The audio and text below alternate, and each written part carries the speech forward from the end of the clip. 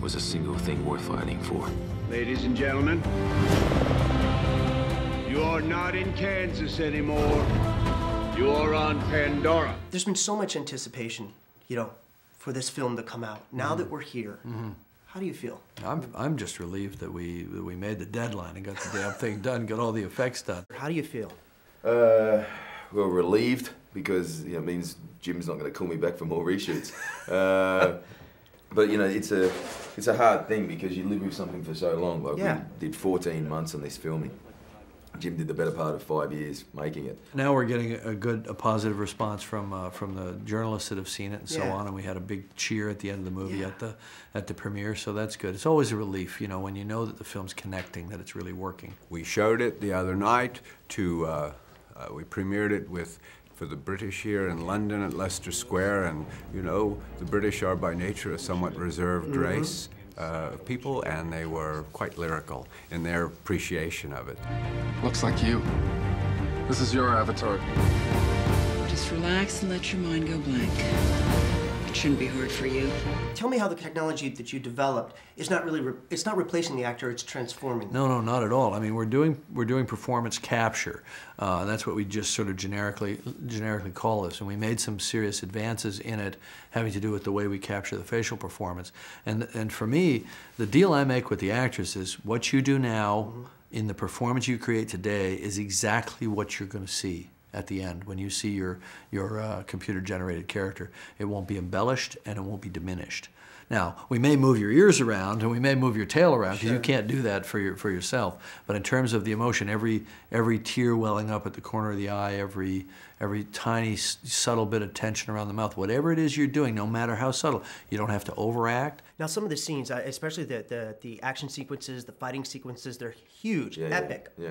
I mean, what was the process? You do them. Well, that's what's the process of shooting that? Well, mainly it's in the performance capture stage, which is the empty grey netball court, and you've got all your rig on, the helmet cams that Jim come up with, and so all the intricacies of your face and all the scans on your body that get plugged into the system, and then you go into this empty space and you figure out how to do it. So you build the roof of the spaceship, say of the Dragon.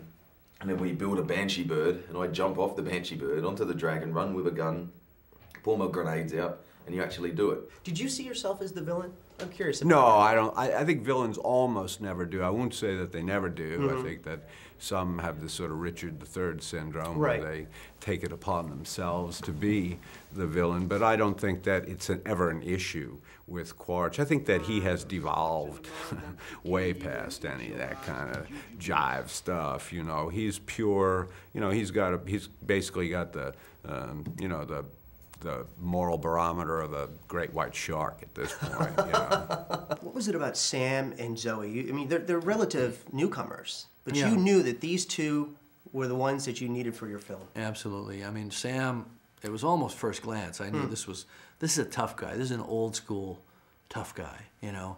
But my discovery with Sam was that he also had this great, not only this great sort of power in his voice and everything in his eyes that could, you know, get people to rise up and follow him into the hell of battle, but he also had this great kind of vulnerability, almost like a little boy at times, you know, and just seeing those two poles.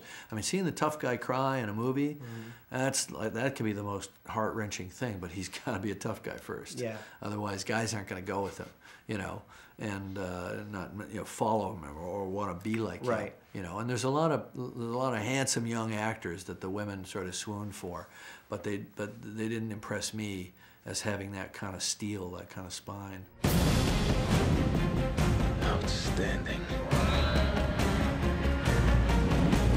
Now, you described Avatar as dreaming with your eyes open. What do you mean by that? What I meant was that I think the movie connects with dream images that we all have. Images of flying, images of strange landscapes and you know, kind of primeval forest, and fear images, you know, the big creature in the forest, things like that that strike our primal fears and are really our kind of primeval joys in the beauty of nature and things like that. This is our land!